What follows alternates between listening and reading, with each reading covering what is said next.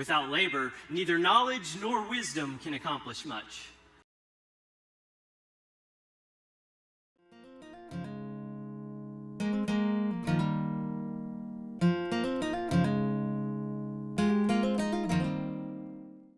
Some of the humblest, most hardworking people are those who help contribute to put food on your table. And here in the Midwest, there's a lot more where that came from. From the mid-1880s, we have depended on the American cowboy to convert the cattle they raise into the meat on our table. In 2020, the beef industry engrossed about $7 million.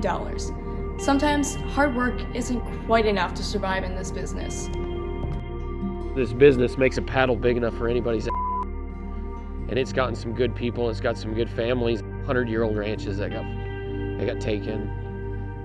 Been a part of some foreclosures. These cattle feeders that have been through the trenches and tough markets and droughts and pandemics. I've watched the generation before me really fight. The trajectory of this business, it continues to bleed out equity. Meanwhile, in the city, there has been a larger push for vertically integrated enterprises, with more control over the value chain, better in cost control, and more ability to optimize resource utilization and avoid wasted costs. There is also a better way to directly sell to end buyers and eliminate the middleman. I think owning and having control of your own packing plant will create lots of local jobs for not only local people, but our family. And that's vertically integrated into the ranch from pretty much birth to plate. For them to know that we are being good stewards of the land, good stewards of the livestock.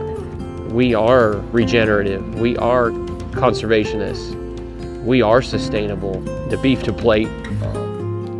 Raising the beef, growing the beef, fattening, and harvesting the beef and marketing it all under one enterprise and one goal, one family and one brand has a huge benefit financially and sustainably.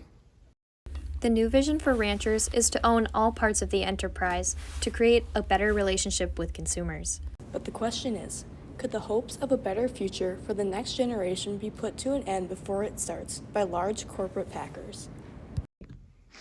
I think the big four packing plants do monopolize pricing. Tyson, Cargill, JBS, and National Beef purchase and process 85% of the United States beef.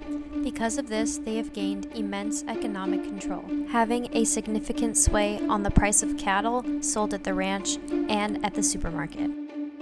Many of the practices used by these companies have harmful economic effects. They discourage entrepreneurship, destroy jobs, hike costs, and degrade quality.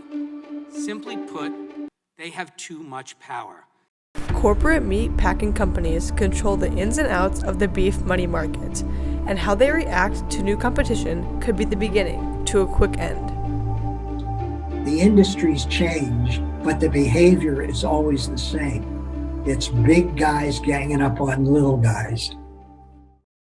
Mike has been hauling his market cattle to Tyson for a number of years, and when they started coming across problems with selling to a large packing plant is what initially inspired him to start one of his own.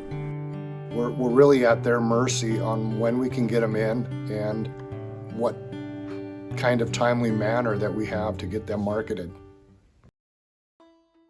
Small businesses need the support of the federal government to ensure large packers follow antitrust laws.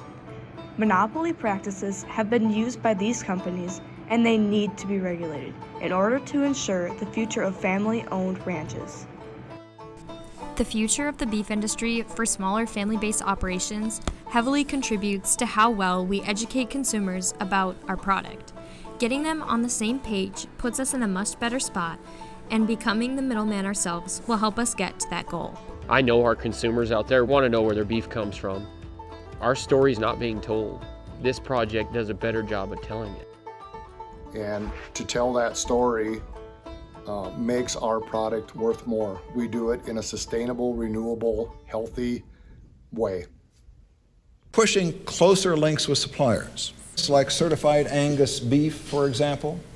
You see that as probably the leading example of alliances. As I know already, since COVID in the last 2 years, there's been many plants that have gone up under private ownership. Assuming they can do it, I think it's a good idea. And of course, today there is big demand. A more secure regulation of monopoly practices in this industry is key to avoiding mergers and price cuts. It's called the price squeeze, which means they will increase prices to the ranchers to sell to them. These operations are truthful, humble, and ready to thrive with this inspiring idea to branch out. But they need the helpful watch of our government to ensure competitors are acting in a lawful way. My name's Mike Wendel, and I am a North Dakota cattle rancher.